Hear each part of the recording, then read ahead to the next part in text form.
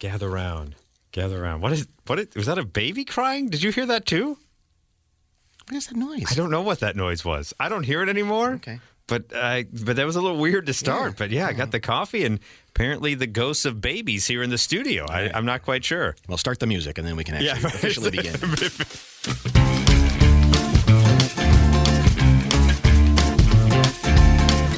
Hit the music, shall we? All right. It is the Mike and Molson Too Good for Radio podcast. I am Mike. I'm Johnny. And we will start, and we have the ghost of a baby somewhere in the machine, ladies and gentlemen. We will start with a listener's court, as it were. So right. Comment below or wherever you're listening or whatever about grocery shopping, specifically the produce section. Mm-hmm. Because I ran into a situation where an individual was standing in front of the grapes, all right? And what they were doing is they were picking through each package of grapes to pick out the best bunch from each package to have a super package of great bunches of grapes for themselves. Oh, wow. So these were pre-bagged grapes that they were moving around. Right, exactly. So you leaving the crap for somebody else. Right. When you walk up to the grape section, they're already pre-bagged, right? And so this person was and so they were kind of blocking out everyone else from even trying to attempt to get a bag of grapes. And they were just kind of going through and grabbing and building a super bag of grapes. Is that acceptable? I don't think so. I think one of the rules of grapes is you're always going to get a wonky grape or seven. You're going to get a wonky bunch. Yeah. Plus, you're touching all these other bags of grapes, right? I mean, they were going through so meticulously of like, nope, not that one. Nope, not that one. Oh, going to grab here. Going to switch that one out. Going to do this. I'm like, I don't think that's acceptable or allowed. I'm trying to remember now if I've seen grapes just out in the raw anywhere. You don't seem to see that. This seems like they're already in bags for you. Yeah, it used to be when we were growing up at the store, it was just a grape-a-palooza, and it was fine. You could grab all the grapes and touch everyone's grapes, whatever you wanted to do. But now they're already pre-bagged for you. I have been known, and I think it's acceptable if you, to your point, you're going to get a wonky grape every once in a while, just to deal with that. But I think it's acceptable if you see a good package of grapes, but it's more grapes than you think you're going to be able to eat in a week. Mm-hmm. You can take a bunch and put it in a different one. But to lower the amount of grapeage that you have. But I don't think it's acceptable to sit there and go through all the bags and just take out the best grapes and leave nothing but a bag of wonky grapes. I'd like to hear from somebody who runs a produce department or something to see what is the rule on this thing, and can you actually stop somebody from doing that? Yeah, could I have gone to the proper authorities at the particular grocery store I was at and said, hey, I don't think this should be allowed? Because instead of everybody getting a few wonky grapes, now one poor sad sack is going to get only wonky grapes. Right, because they couldn't pass up. They're like, terrible. Well, these all look wonky, but at 99 cents a pound, I'll take a wonky grape. Do you separate bananas? Yes, I do. Do you? Yes, I do. I've never been able to bring myself to do that. I will look through all the bananas to find the amount of bananas that I want. Oh, so you'll take a less than stellar banana just because you don't want to separate the bananas? I've never had a situation where there's a less than stellar banana. But I'm saying I'm just talking about people who only want 4 bananas and there's 5. And so they yank one off and just throw it. See, whenever I separate, you have to at least leave 2. You can't just leave You can't leave a I've seen some orphaned bananas. You can't have an orphaned banana. Who's buying an orphaned banana? I know. You know where the orphaned banana ends up? Probably with the terrible grapes. Well, not only that, the orphaned banana ends up as a gas station banana. Oh yeah, you're right. Like the weird random gas station fruit that are one-offs. Right. That's what an orphaned banana. So if you want to make sure a banana does not live a full life and ends up just rotting in a gas station, break one off and just leave an orphan banana somewhere. Yeah. What's your thought? Go ahead. No, I guess that was my question. So you'll separate a banana if you see one that you don't think is okay. But you'll only do it if you can separate 2 bananas? Correct. If I need 2 or 3 bananas and I see a good bunch of bananas. Like a litter of kittens. You can't they have to go together. I will leave 2 behind. 2 will be left behind for the animal shelter, and these are the 3 I want. I can't afford all 5 of them. It's just like a litter of kittens. It very much is just like a litter of kittens. One last thing in the produce section, going back to grapes. Are you okay with someone testing the grapes from every package of grapes as well, where they'll pop one off and eat it and be like, okay, that's okay, and then maybe pop the other one off and be like, nope, that's better. Because what other fruit would you do that with? Yeah, you can't just bite a thing of apple and be like, no, throw that away. Yeah, I don't want that one. Like take a plug out of a watermelon. And just dip into there and see if it's okay. Yeah, no, there's no other fruit where that's allowed. No. And what are you learning from that? You know what a grape tastes like. Right, very true. I never thought of it. It's like, maybe this is a different. Yeah. You're just trying to buck the system, aren't you? You're trying to get a free sample. I don't know what you're trying to do. Are you? Yeah, I don't know either. But yes. Ultimately, you're getting a free sample, but at the same time, you're not learning anything. I don't think anyone that's ever done that has said, "Oh, wow, this one grape is off, so they're all off." And by the way, I think you're running a risk. Don't you have to rinse the grapes before eating them? You should. What kind of weirdo is just grabbing grapes? Somebody just a minute ago was in there moving grapes from bag to bag. Exactly. I've seen that lady, and she may have a whole litter of kittens at her house. Instead of an orphan banana going back there. Pop open one of the bags of salad and just start, test one of the leaves. Okay, I'll get this one. I want to feel exactly how good is this one Brussels sprout. I don't care for that Brussels sprout. I'm going to put them all the way back. Right. I'm going to peel one orange, just have one slice, and re-peel it, put it back in there. Moving on here in the Too Good for Radio podcast. I don't know where to classify this. We used to do cute or creepy. We used to do stop me when it gets weird. Mm-hmm. I think this kind of falls in both those categories. Okay. Let me introduce you to... I'll stop you when it gets creepy. Yeah. Let me introduce you to Sarah Button. Okay. Sarah Button is she's from Australia, okay? Here's what transpires. So she's 23 years old, and her boyfriend passes on, okay? So she is going through security in the United Arab Emirates in the airport when all of a sudden something beeps and it goes off. What it was her boyfriend had known he was going to be dying young. And so he made an arrangement. When she got to the funeral, there was a box for her that she received at the funeral. And inside the box contained a butt plug that he had his ashes put into. Now, when she was going through the airport security, apparently... Where did you get this story? I don't think this is a real story. This is from the Mirror over in UK. All right. So apparently, when she was going through the airport security, she was using the gift while flying. And she had to explain what it was, but there was a lady worker in earshot of that conversation. It was led to some back and forth between us, and the male officials did not like the vulgarity I was using to explain. They took me and my friend aside without much explanation. She claimed airport security, then took the group's passports and phones, and she was forced to call her dad to ring the Australian embassy for help. Wow. She said an hour later, a big official came and had us sign a super long foreign document and said if we went outside of the airport doors, we'd go to jail. Like the Australian consulate in the United Arab Emirates doesn't have enough going on, gets that phone call and goes, "Oh, I've got to go to the airport for this." For the butt plug ashes going on here? Yeah. She says, moral of the story is I was very ignorant of what I had in my bag and the words I used, their values, and I didn't realize explaining a plug would violate the person that asked about it. The attention was initially a joke because he spent so much time in there and it was his favorite place, which is why he put his ashes in the butt plug. She had said that she lost touch for a little while during the time he passed, and that's when she got the butt plug. Honestly, she goes, it's the funniest thing he's ever done. I'll spend my whole life laughing about it, which really beats crying. It's more of like delivering a punchline he set up from the grave, which is so dark but so funny. I also like that I can take him with me to places we'd only dreamed of going.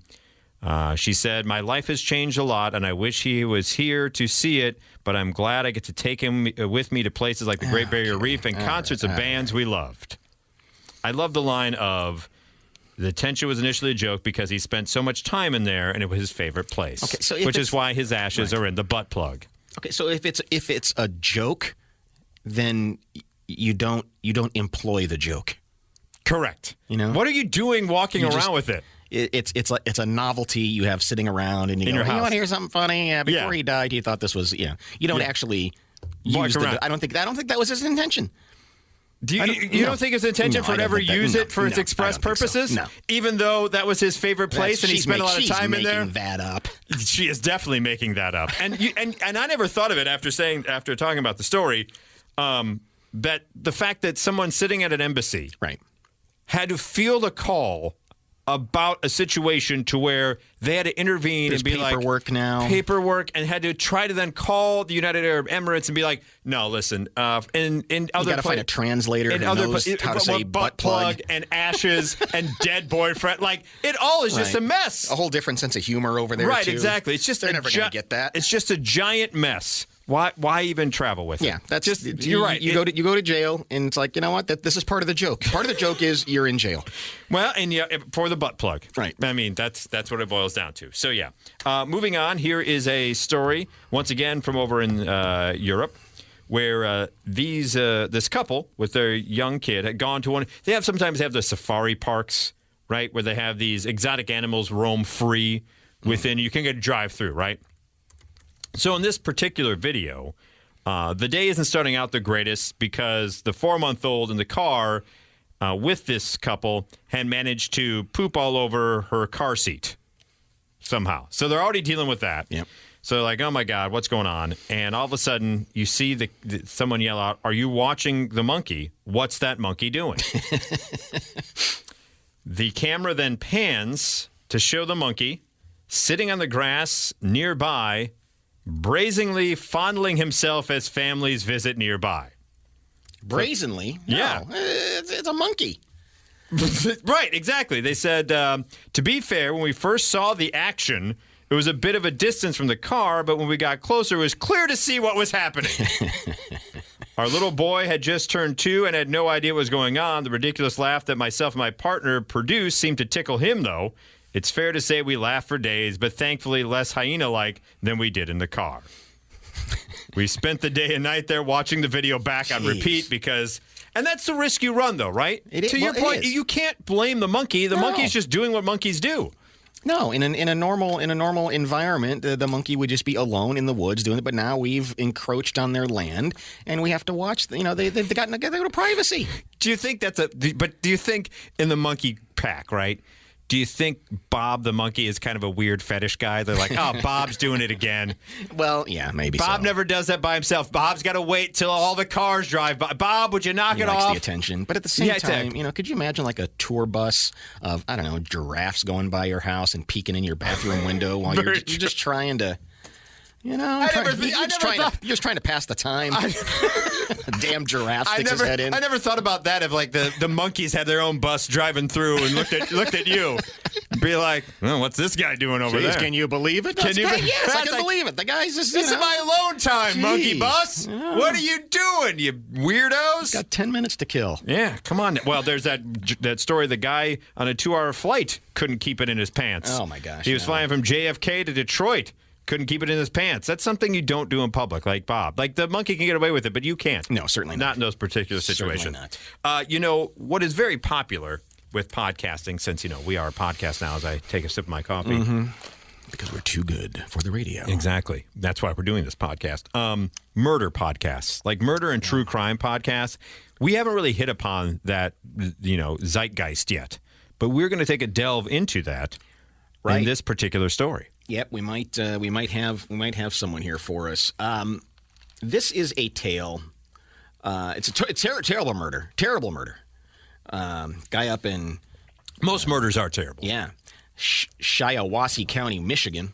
Okay. And Mark Latunsky. Oh no! What is Latunsky dead, or is Latunsky the guy committing the murders? Latunsky is the murderer. That makes sense. But I guess my question is, I can see why this happened. What? Okay, I don't know. You're gonna. Okay. I might take this. I'm not taking the side of the murderer. True crime here. But I can. It's one of those things where you can see it play out. Go, yeah, I kind of understand. All right. What did Latunsky do up in whatever county, Minnesota? Shiawassee, Michigan. It's Shiawassee. Okay. Latunsky from Shiawassee up here. But he's going to face charges of first-degree murder. He admitted to killing a man. The hearing was for the judge to determine if Latunsky would be sentenced for a charge of first-degree or second-degree murder. The judge decided on the former. back in 2019. The body was found in Latunsky's Shiawassee County home.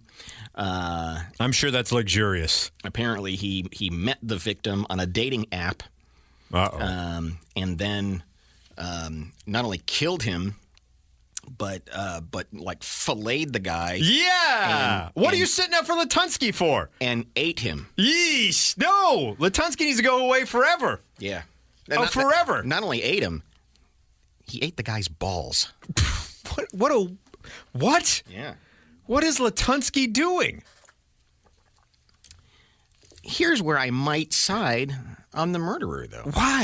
Why? He ate the nuts. You can't eat the You can't eat the nuts. I mean, I guess you could, but why would you? The victim was 25-year-old Kevin Bacon. That Kevin Bacon? Not that Kevin Bacon. Not the Footloose Kevin Bacon. The guy's name was Kevin Bacon. If you're gonna goes on a date and says, if you're gonna eat anybody, I eat guess you Kevin eat bacon. So by the way, I think that should at least maybe get him down to second-degree murder. By the way, you go to Latunsky's house. You go to Latunsky's house, and you're like, what's that smell? What are you cooking? Oh, I'm cooking bacon. You don't ask questions. You just Right. like, oh, he's cooking bacon. Yeah. That's fine. Yeah. So Kevin Bacon's killed by Latunsky in Shiawassee County, and he eats bacon's balls. He eats bacon balls. That's really the only reason I brought that story. Did he eat bacon? Terrible. Did he eat back bacon? Terrible, sad. So he's story. a second degree. So why is he a second degree? Well, I'm just saying it's you probably err on the side. You say it probably wasn't first degree. It was maybe second degree because the guy's name is Bacon. Because the guy's name was Bacon. He Bacon. He walks around with the name Bacon. He's asking for it. You're gonna get eaten at some point in your life. So did you hear that, Kevin Bacon from Footloose? That's how your demise. You better not run into Latunsky again. I'm sorry to make fun of that poor. There's somebody's dead and there's somebody sad right now, and we're laughing at that. Well, because bacon balls. Because he's walking around. If you can't laugh at bacon balls, I don't know. He probably made that joke several times himself. Probably that night. He probably had asked other people on day, hey, would you like some bacon balls? Terrible. That is absolutely terrible. That's our foray into murder podcasting. Yeah. We come away with bacon balls. Other people free people who are wrongly accused in jail. We come away with bacon balls. We will end this particular version of the podcast with be done with it. Yeah. Here is a list, because it's one of those things we've talked about before, back when we actually on the radio, where I don't feel old until something like this comes up. And it's hard for me to wrap my head around that 1997 is now 25 years ago. Okay? So Mental Floss came up with a list of 25 songs turning 25 in 2022. So so all these songs, and it's an interesting cross-section. The reason why I'm bringing up the list is an interesting cross-section. So I'll go through the list, and we can talk about whether we have a memory of that song, or is it a song that will stand the test of time, or whatever it may be. This is the year my daughter was born. Oh, wow. Okay. So there's extra energy here. All right. So number 25 they have on this list is White Town, Your Woman. I could never be your... It was a bad song. Okay. I never liked that song. Number 24 is The Verve, Bittersweet Symphony. Bittersweet Symphony. And I'm going to admit that as a lonely guy in college... It did its job, right? It did. It was just like there were times like you would come home and like you'd been rejected by the girl that you had penned love poems for and everything. Yeah. And it's a bittersweet symphony. It Go really off in the other room and do a little monkey business. The Bittersweet Symphony? Well, no. That's the saddest background music ever. Oh, God, he's got bittersweet symphony. Don't bother, Mike. Stop that. Do not do what you just did with your hand. Stop that. You have to really get in the spirit of it. These are 25 songs turning 25 in 2022. Third Eye Blind, Semi-Charmed Life. Okay. Is turning 25. Here's one, Sugar Ray Fly. Oh, yeah. This was the year that Sugar Ray was... Mark McGrath owned everything. And the best part about Fly was if you actually purchased the album that Fly was on, the rest of the album was like nothing but new metal. Like it was really? It was just like hard. It was like Limp Bizkit style, like rap metal type things. And then there was Fly. So they had all these people who bought that album that bitched and moaned. They're just like, sure. But they knew what they were doing. But yeah, it seems like from like late 96 to early 98, Sugar Ray was everywhere, and then you couldn't throw a rock. Funny Mark McGrath story. Okay. A buddy of mine who lives down in Orlando. So Sugar Ray played Universal Studios like this past summer, and Mark McGrath said something along the lines of, "I used to be hot in the 90s. Now I look like all of you." Needless to say, how'd that go over? Booze rained down upon Sugar Ray at that point. May want to rethink your banter from the stage. Indeed. 21, Sneaker Pimps, 6 Underground. 6 Underground, yeah. That was that very like moody type of alternative rock there. Number 20, Savage Garden, Truly, Madly, Deeply. Talk about a band that was like there and then gone. That was Savage Garden. Yeah, very true.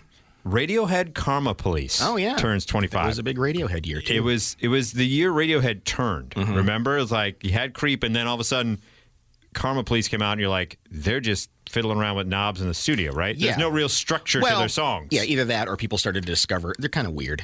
It's almost like the Sugar Ray effect. You bought the album, went okay, this that one song was neat, but everything else got kind of strange. Puff Daddy featuring Faith Evans and 112. I'll Be Missing You. Oh sure, this is the first time about that one. Puff Daddy actually rapped. Right, he was always the behind the scenes guy. Biggie, Notorious B.I.G. gets gunned down. They write this song, and all of a sudden, P. Diddy, Puff Daddy, is everywhere with his rap career. The Prodigy, Smack My Bitch Up. that was turning 25. Mark Morrison's Return of the Mac, also turning 25. Return of the Mac. Yeah, I think we're at the point finally, because you can kind of look at the 70s and identify it with a certain sound or a feel or a disco kind of a thing. Same thing with the 60s and the same thing with the 50s. Even though there was a wide range of stuff going on. Right. But I think we're at that point where the 90s, you can we're starting to feel what the 90s looks like from afar. Yeah, and that's why I like this list, because so far they're running the gamut, right? They're not just focusing, they're showing you exactly how much was involved in music in 1997. It's an interesting cross-section of what was popular. Because number 15, Sex and Candy by Marcy Playground is turning 25. Wow. And that, once again, was kind of that angsty acoustic guitar, but they were another band that was like, they had Sex and Candy, and that was about it. Right. Number 14 was a cultural freegan phenomena, and it turns 25. Los Del Rios, the Macarena. The Macarena. You couldn't go anywhere. You couldn't, and it's funny because it always comes up on the list of name a song that gets stuck in your head and you hate it, and that one always pops up. But you also have to acknowledge everybody loved that damn song. Oh God, yeah, because it was couldn't get enough of it. Because it was so easy to do the dance. Yeah, couldn't get enough of it until you had enough of it, and then you wanted nothing to do with it. You're right. It hit that interesting breaking point of like everybody loves the Macarena. I hate the Macarena. Right. There was no in between. There was no like they weaned you off slowly. It was like Macarena, Macarena, Macarena. Yeah. Dead to me. Yeah. It wasn't like slowly went away, just dead to me. Have you ever done the thing where you pull too many Oreos out of the sleeve? More than you think you should have? Yeah. And you still go, you push through to those last two and you go, I should not have done that. And I think that's what happened with Macarena. the Oreo of 1997. It was like, I was too much. KCI and JoJo's All My Life. That was a big ballad. Elton John's Candle in the Wind, 1997. Who died for that one? I can't remember. That would have been Princess Diana, right? 25 years ago, I guess. Yeah. It seemed like that one always came up when somebody significant died. Yes, he always would. It seems to me like a candle in the wind. That's all he would do.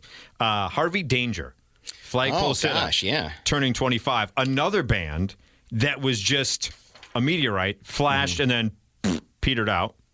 Here's the one. This one really hits you. That Hanson's Mbop turns 25 this year. And so you think about it, that means that the drummer from Hanson is pushing damn near 40 this year. That's interesting. I guess that sounds right. For some reason, I put them earlier in the 90s, but that feels right, yeah. In 1997. Yeah. Huh. And they're still around. To this day, they still ride that wave. And the reason why I think they have survived, right, is because they are self-aware enough to know what they are. Yeah, that's fair. That's You know fair. what I'm saying? Like, so they never took themselves too seriously as an artist. Missy Misdemeanor Elliott's The Rain. Don't really have a point of reference on that one. Here's one. Celine Dion's My Heart Will Go On. Oh, sure. So that means the dumb Titanic movie Titanic, yeah. turned 25. So may I just pat myself on the back? Go ahead. I have been able to never see that movie now for 25 years. You've got a good streak going. But you have me beat with Back to the Future. Yeah, and Ghostbusters. And how have you not seen either of those I don't movies? know. I just haven't How seen many it. times did you see Titanic? Did you have to go? I saw it. Did you have to go because of the lady no, at I the think time? we rented it Oh, you rented it? Okay. on 2 VHSs. I remember. Oh, God, that's right. I remember that. How harrowing was that to remember to return both? Right, and rewind both. Oh, God. Daft Punk's Around the World. Corner Shop's Brimful of Asha, also turning 25. Paula Cole and her Unshaven Armpits. Where have all the cowboys gone? Yeah, there were a lot of. That was right around a lot of angry chicks at that point. Well, we're getting... Angry chick rock. Are we coming up on that? Yeah, we're coming up on Meredith Brooks. Okay. Bitch. And the thing about that one was, up until that point, early on a little bit, but you hadn't really heard a song on the radio where they allowed the swear word to be said without any real major editing. Right. You know what I'm saying? Right. Like pre-bitch, you would be like, okay, we don't know if we're going to get away with it. I mean, they would push the boundaries, but they allowed her to just blurt it out. Well, I think what was different about that song, because it certainly would have come up in other songs, Elton John's "The Bitch Is Back," for example. Yeah, right, yeah. I think what was different about that was the name of the song. Correct. That was the reprise. That was you kept coming back. It wasn't like it just got said in a verse. Correct. And so that's why there was always that. That's right around the time when I started to think about commercial radio and everything else. And it would be interesting to see how different stations would handle the title. Yeah. Like, that's Meredith Brooks with the B word. And it's like, what? Like, just say, you just allowed her to say it over and over in the song. Why are you all of a sudden now editing the title of It's the B word? Look, if you're playing the Butthole Surfers, you can certainly play Meredith. Right, exactly. Also turning 25 this year, Chumbawamba, Tub Thumping. No kidding. That has kind of refound its footing a little bit. For whom? Like, just as a drinking anthem, I think. Oh, okay. Like, I don't think that's a song that kind of never went away. Like, if you still play Chumbawamba to this day, right? To your point, if I were to turn on the Macarena in present day, 25 years later, people would be like, oh, turn that crap off. Right. But if I turn on Chumbo, everyone would be like, oh, you just that's enjoy all. it. Yeah, exactly. Yeah. There's it's hard not to enjoy. Also on the list is Blackstreet's No Diggity. Okay. And the final song in this list of 25 songs turning 25 in 2022 is Aqua's Barbie Girl. Oh, my gosh, yeah. Think about that song is 25 years old now. It doesn't seem like it was that long ago. And that one, too, comes on. It's like, I want no part of this song. I don't know. That's one of the ones, like, you look at that cross-section, right, of all the songs we talked about there. There are some that stick out, and you go, how and why? And every generation has that, but how and why did those become so popular?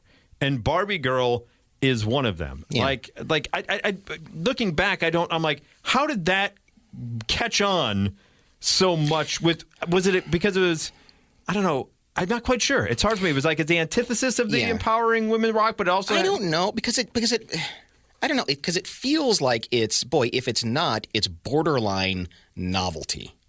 Yes, I would agree with you on that one. If it's not full-on novelty, it certainly is a borderline novelty record. Oh, yeah, big time. And so you think about... I'm trying to think of the last time that's happened.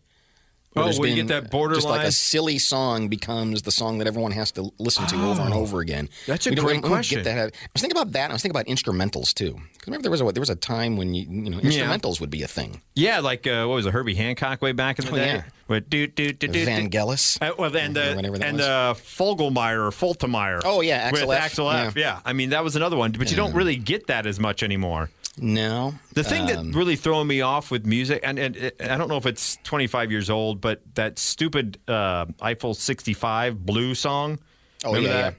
That's coming back. It is, yeah. So now it's a new hit. Like it's David Guetta and BB Rexha Right. Best freaking night of my life. I'm like, who's playing that song? But they find a new life. Yeah, and that's why it's always interesting to me when people in present time try to go, music today is terrible and awful, and it's like you can never really assess it in real time. No. You have to let it sit, and a decade or two have to go by, and a list like this comes up, and it kind of paints the picture of what music at that time sounded like. And because you never know in real time what is going to be there forever. Correct. And if I'm looking at that list we just went through, as far as like things I would put into a time capsule for people to find, years from now what 1997 was all about. As much as I hate to admit it, the one that has the longest is still probably that stupid Celine Dion song. Oh, yeah. Right? I mean, because it was such a massive movie and a massive hit, although the best version of it is on a recorder. I think it's one of those songs that certain people would acknowledge, maybe not they would at least say, yes, if I'm alone in the car, I'll belt that thing at the top of my lungs. Oh, I was going to say, if any of these songs... It's one of those. See, I turn it off. Not for me, but no, I can see that. I can see a lot of people. It has that feel to it. Yeah, there's some songs where you would come on and you still have disdain, but I still to this day get flashbacks now because of Bittersweet Symphony, and I'm sure the listeners will now too. What a sad soundtrack for self-love. Oh, another bad night. Just struck out again, huh, Mike? Oh, sorry. Oh, he's locked. He shut the dorm room door.